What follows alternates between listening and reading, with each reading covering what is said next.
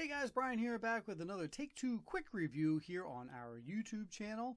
We're going to be chatting about Lovebirds this time around. Now you can hear a more in-depth talk between Tony and myself on episode 189 that just dropped last week on our podcast.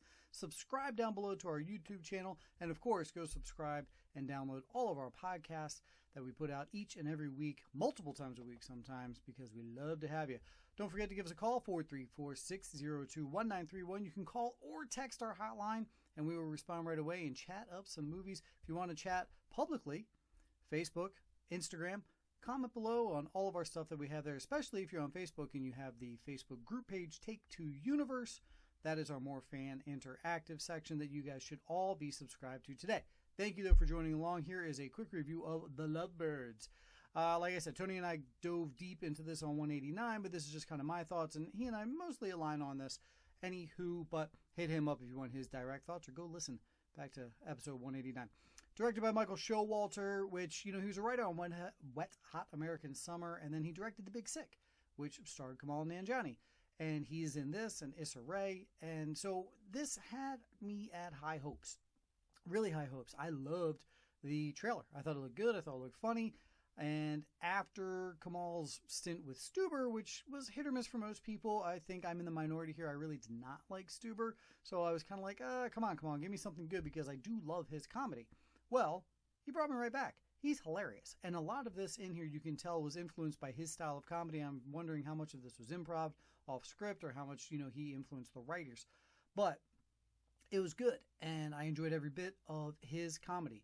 His and Issa Rae's chemistry, also fantastic. I enjoyed it better than his chemistry back in Stuber. I thought they were great together, and I feel that Issa Rae is definitely up and coming. People should circle her name as someone to watch for, because she's gonna be big. I love her. Her performances and the few things that I've seen her do are fantastic, including this film. The storyline is meh. I can see that, it had good bones. It had a good structure to it. You've got a couple that they're kind of on the outs, but then they get thrown into the situation where they have to come together, and then it makes them kind of self-realize, maybe their relationship is worth saving, or maybe they should go their separate ways, but they're not sure. What they need to do is get out of this scenario. This is, again, another one of those situations where the simplest answer would have just ended the scenario that they're in. They're against the law, now they're running from the law, they witness a crime.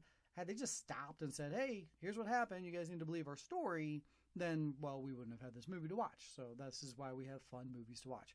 This is definitely a popcorn flick, Saturday nighter, kind of date nighty. This would be a good one with the wife. I asked the wife if she wanted to watch with me, and she said no, turn me down.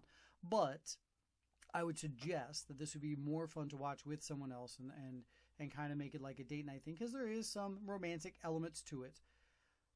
I don't know. It wasn't bad. It was not bad. If you're interested in seeing it, definitely go see it. It didn't have anything that grabbed me. I would say performances all around were solid.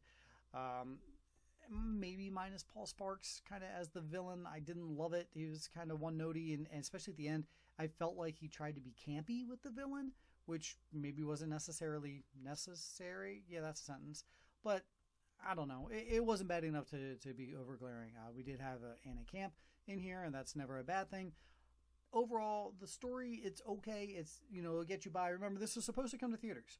And then because of everything that's going on, they decided to kick it over to Netflix. And I think that's the best route. The fact that it wound up going to Netflix was a good thing here. And now you can just view it through the Netflix.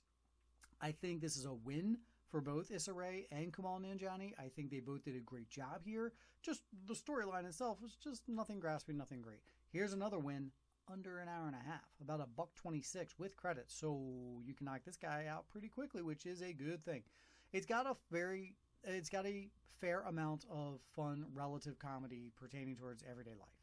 Nanjiani has a couple of sticks in there where he talks about just everyday situations, which is good. And again, it adheres to his stand-up. You know what I want to watch next? Him on stage, because he's a very funny guy. You know what I want to watch next? Another movie with the two of these together, building on that chemistry. Not the same characters, but something else, because I think they really worked well together. All right, that's going to wrap up this Take Two quick review.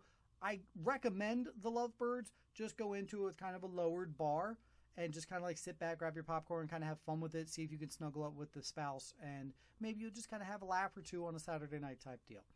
Take Two quick review. Again, subscribe, comment below, let us know on our socials what you guys thought of The Lovebirds, and once you've checked it out, let me know if you agree with what I'm thinking. Take Two Podcast. My name is Brian. See ya.